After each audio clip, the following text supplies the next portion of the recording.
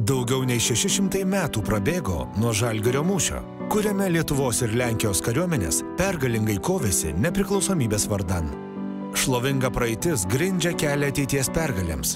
Lietuva ir Lenkija vėl susivienijo tam, kad įgyvendintų Litpol Link projektą, didinantį energetinę Lietuvos nepriklausomybę. Jį įtvirtina Lietuvos pasiryžimą būti energetiškai nepriklausoma valstybė.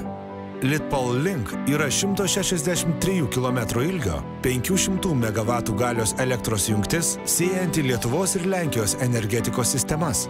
Jos statyba baigta 2015 metais.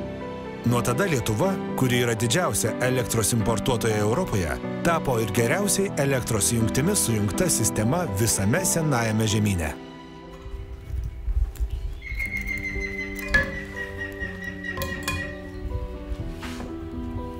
Man svarbiausia, kad elektra būtų, nedinginėtų, kad galėtume netrukdomai būti atsidarę parduotuvėje ir suteikti žmonėms paslaugas.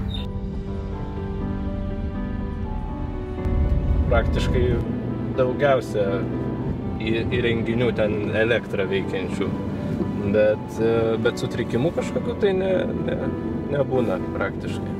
Kas toliau?